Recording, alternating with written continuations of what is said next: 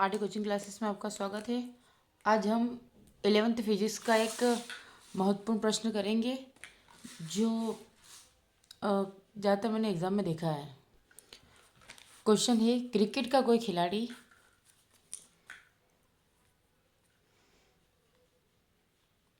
Cricket का कोई खिलाड़ी किसी गेंद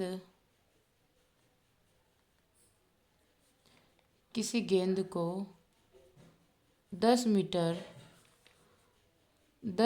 की अधिकतम क्षैतिज दूरी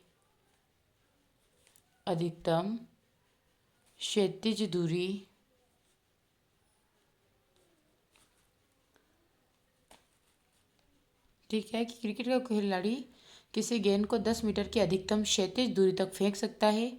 वह खिलाड़ी उसी गेंद को जमीन से ऊपर अधिकतम कितनी ऊंचाई तक फेंक सकता है। ये आपका प्रश्न है। इसके लिए हम सबसे पहले एक डायग्राम इमेज करेंगे, क्योंकि कोई खिलाड़ी अगर गेंद को 10 मीटर फेंक रहा है तो उसके लिए सबसे पहले आप डायग्राम के माध्यम से अच्छे से क्लियर कर पाएंगे, क्योंकि हम बोलते हैं ना प्रक्षेपिका, क्योंकि कोई भी वो गेंद सीधी कभी नहीं जाती है। या मान लेते ए, ये आपका सिरा बी है। यहाँ से आपने एक बॉल फेंकी तो इसकी दिशा क्या होनी चाहिए थी क्या ऐसे, ठीक है। तो ये कौन सा वेग है, विवेक से फेंकी गई है। यहाँ से आपका ये आ जाएगा सीधा, ठीक है। और इन दोनों के बीच की डिस्टेंस आर। अब इसके अधिकतम वेग के लिए अंतिम वेग क्या होगा, अंतिम वेग कितना आपका 0 मान के चलते हैं। अंतिम वेग कितना है, 0 है। और अधिकतम परास का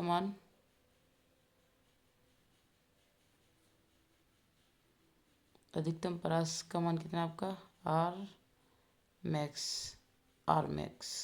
ओके, तो हम यहीं से शुरू करते हैं।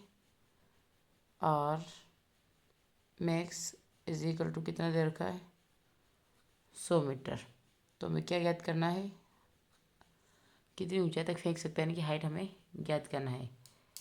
इसके लिए परास का जो फॉर्मूला परास का लगाएंगे, परास आर का सूत्र क्या होता है, R is equal to U2 sine theta by जी।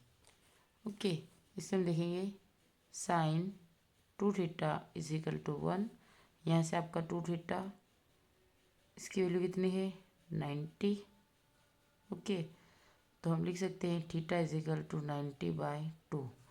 तो आपका कितना आ गया 2 4 ज़ा 8, 2 5 ज़ा 10। तो थीटा आया आपका 45 डिग्री। ओके, नेक्स्ट हम वापस फॉर्मूले के साथ हट के आर एम एक्स, तो आपका न्यू बाय जी, इक्वेशन नंबर फर्स्ट। इसमें आर एम एक्स आपको कितना दे रखा है 100 मीटर एंड V2 बाय जी। अब हम इसमें अप्लाई करते हैं गति का थर्ड नियम। गति के तृतीय नियम से तो गति का तृतीय नियम is equal to U2 plus 2AS। यहाँ V2 से बात करते हैं तो U2 प्लस 2, आपका A कितना दे रखा है G, और S कितना विस्थापन H। अब यहाँ पर अगर बात करते हैं, ये वाला होगा आपका A क्या होगा, त्वरण को बताता है, और आपका S के इसको बताता है विस्थापन को। ओके, हम इसका मल्टीप्लाई करते हैं तो V2 इंटू माइनस का क्या आएगा ये U2 2G और H।